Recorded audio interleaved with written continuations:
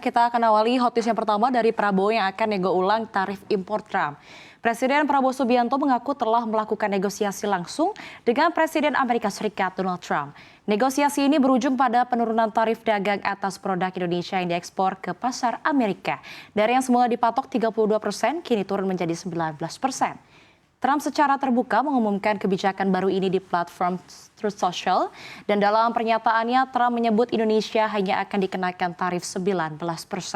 Sementara produk ekspor Amerika Serikat ke Indonesia akan dibebaskan dari segala hambatan tarif dan non-tarif.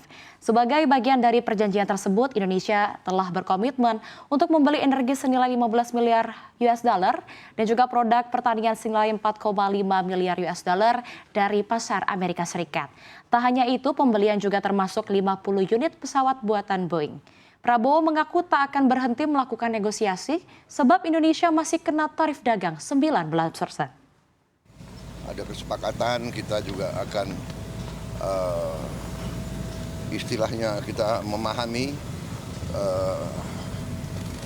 kepentingan mereka memahami kepentingan kita, dan kita sepakati sekarang kalau nggak salah ya tarifnya dari 32 diturunkan jadi 19.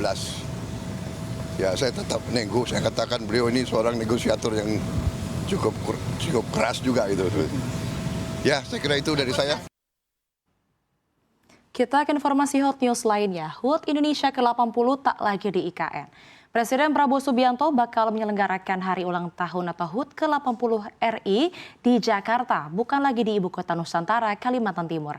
Hal ini dinilai sebagai langkah yang berlandaskan pada prinsip efisiensi. Pernyataan tersebut diungkapkan oleh Kepala Kantor Komunikasi Kepresidenan Hasan Nasbi. Ia juga mengatakan panitia pelaksanaan HUT RI sudah dibentuk hingga seleksi untuk paskibraka. Sementara itu, terkait dengan logo dan tema resmi HUT ke-80 Indonesia, Hasan mengatakan peluncuran kemungkinan akan secara langsung dilakukan oleh Presiden Prabowo dalam waktu dekat ini. Ia juga meminta masyarakat untuk menunggu. Upacara ini menjadi tahun pertama Prabowo Subianto sebagai Presiden merayakan HUT RI di Istana Negara.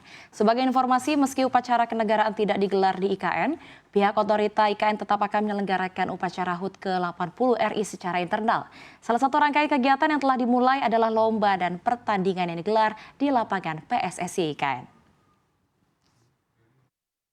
Kita ke informasi lainnya, Prabowo siratkan lanjutkan kereta cepat.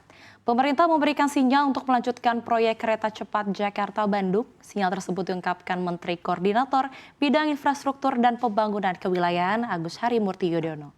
Ia mengatakan bahwa perpanjangan trase kereta cepat Jakarta-Bandung merupakan arahan langsung Presiden Prabowo Subianto untuk meletakkan kelanjutan pembangunan kereta api cepat ini sebagai salah satu prioritas.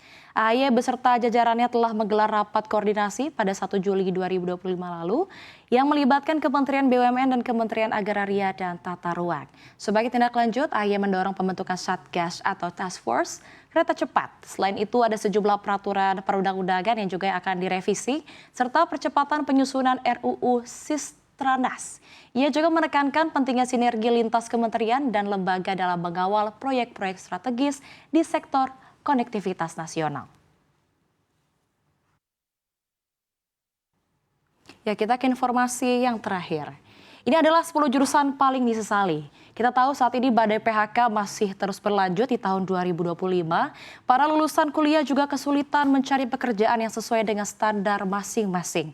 Permintaan tak sebanding dengan ketersediaan lapangan kerja, sehingga tak sedikit orang yang menyesali keputusan jurusan kuliah yang diambilnya. Mereka menilai kenyataan setelah lulus tak sesuai dengan yang mereka impikan sebelumnya. Survei dari ZipRecruiter mengungkapkan soal hal ini, di mana dilakukan penelitian pada 1.500 lulusan universitas yang tengah mencari pekerjaan. Ekonom utama ZipRecruiter, Sinem Buber, mengatakan para mahasiswa tertarik pada bidang yang dipilih selama kuliah. Namun ternyata mereka dihadapkan pada kenyataan terkait gaji saat bekerja dengan sesuai dengan jurusan tersebut. Dalam survei tersebut, jurusan jurnalistik jadi yang tertinggi, begitu juga dengan sosiologi dan juga seni yang berada di 3 besar dalam daftar. Untuk jurusan lainnya ini ada mencakup komunikasi, pendidikan, manajemen marketing dan riset, pendamping medis, ilmu politik dan pemerintahan, biologi dan sastra Inggris.